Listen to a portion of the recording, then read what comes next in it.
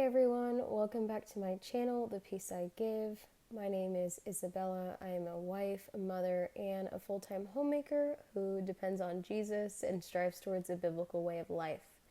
Today I wanted to talk about the Tradwife trend that has been circulating social media for the last couple of years and why I personally don't identify with it as a Christian homemaker. Now, as a stay-at-home mom, mother, and homemaker who loves to dress feminine and believes in biblical submission, it may seem like I check all the boxes for what the internet describes as a tradwife. But in this video, I actually want to challenge this notion and outline some major differences between the tradwife trend and biblical wifehood. Now, let's start by defining what a tradwife is. And that is a married woman who chooses to embrace traditional gender roles, their focus being homemaking, domestic tasks, child raising, while their husband is the primary breadwinner. Many online tradwives share their lives through a curated feminine aesthetic that most commonly resembles the 1950s, although not always. On the surface, it may seem like an easy idea to align with if you're also a homemaker like myself. But here are some conflicting issues that I see arise with the tradwife trend that doesn't quite display biblical wifehood.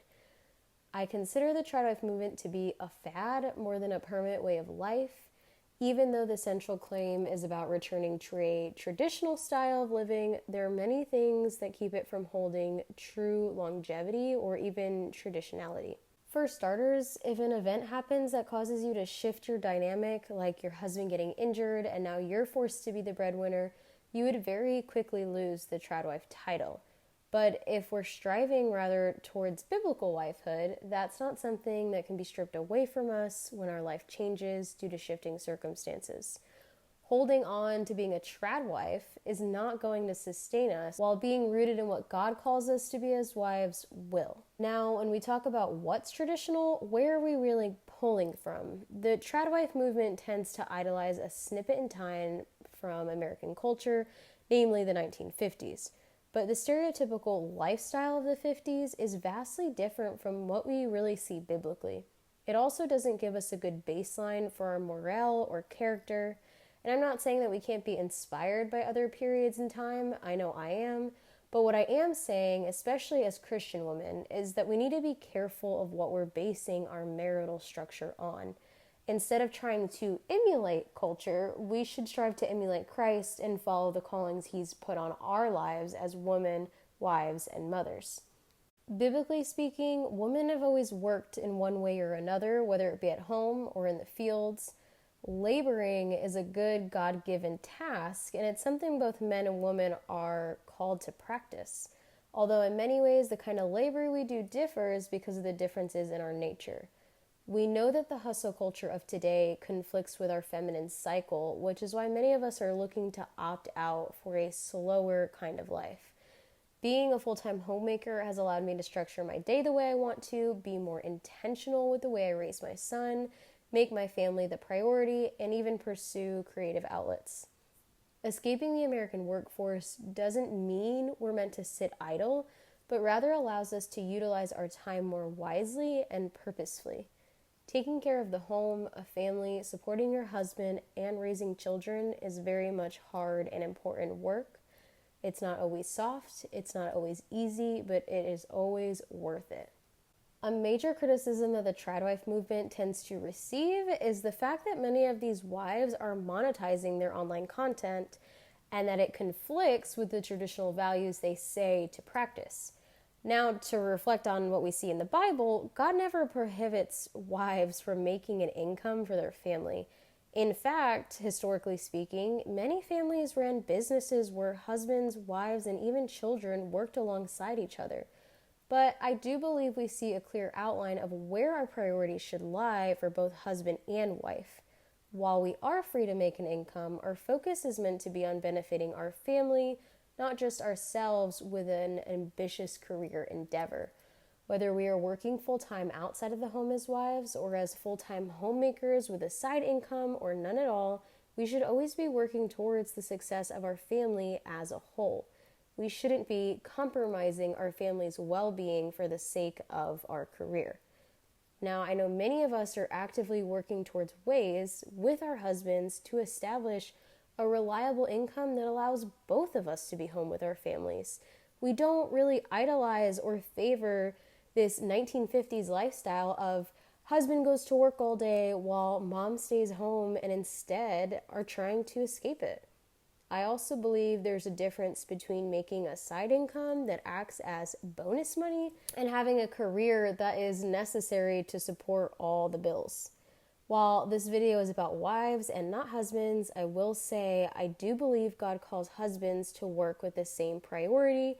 As two become one in marriage, we are both called to work towards the benefit of one another, which then leads to the success of the marriage and the family as a whole. It was never really meant to be structured as man pursues his selfish ambitions while woman relinquishes all her wants and needs, but rather servanthood towards each other while also supporting one another's passions to the benefit of a family as a whole. Another thing I don't favor about the Tradwife ideology is the rigid way the lifestyle is portrayed, as if because the woman's main job is domestic labor and being with the kids all day, that this relinquishes the husband from serving his wife and being an active father. Now, I basically never ask or expect my husband to do any deep cleaning or maintain something like the laundry schedule, but if I am overwhelmed, I will absolutely ask him to help with something that was meant to be solely my job, and many times he'll pick up said tasks without me even asking.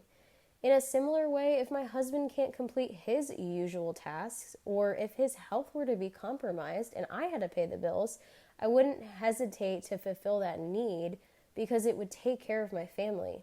On top of that, we're raising children together, and the Bible is very clear on how important the father's role is and the standard they're called to.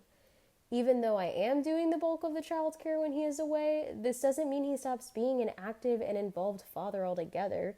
Husbands still answer to God in their role. They are still called to lead and govern their families well. They are still called to give to their wives as Christ gave to the church. Yet, if the picture we're idolizing is a man who is meant to be left unbothered by his wife and children because he pays the bills, well, then we missed half of the biblical marriage structure. The problem is many young women are influenced by the polished images they see online and think their husband expects or wants the same.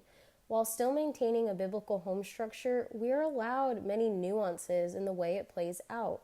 So rather than putting expectations on ourselves as wives to handle it all or prioritize things that other families are, we should be talking to our husbands about what would best serve our unique family. The internet may say that the wife holds the sole responsibility of the home decor, but some of us have husbands who enjoy interior design and want to lead in that way. The internet may say that mowing the lawn is a man's job, but some of us have husbands who can be away for days to weeks at a time, and it doesn't make them any less of a man when we have to go out and maintain the grass. Some of our husbands may want to serve the household by cleaning up after dinner, and we should let him. Walking in biblical wifehood and striving towards a biblical marriage calls for an adaptable way of life, while taking on the Tradwife label keeps you stuck in a box of how things need to be structured. And when you can't handle it all on your own, well, I imagine it leaves many women feeling like they're failing, when really we're meant to be picked up and pick up our spouse when needed. I don't believe our family benefits from us trying to be a martyr. We are still human beings with human needs and human limits, and it's important to recognize those limits instead of trying to reach an ideal that isn't even biblically required of us. The thing that I love about biblical wifehood is that it focuses more on character than it does on aesthetics. Now, I am most certainly an aesthetically driven person, and I believe the way we carry ourselves as wives matters, and that bringing beauty to our homes makes a difference for our families and ourselves and guests. But the specifics of what that looks like is so vast among the unique personalities God has given us women.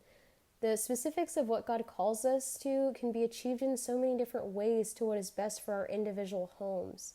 To pull from Proverbs 31, we are called to be hardworking, trustworthy, generous, creative, wise, joyful, faithful, dressed in dignity, discerning, kind, and the caretakers of our families.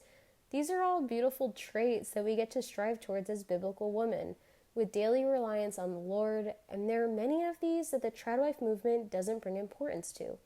While it is a wonderful thing to ensure the home is tidy and your makeup is touched up when your husband gets home, if your lips are holding an attitude and your heart hides resentment, those things not only don't matter, but they'll do nothing for your home and your marriage.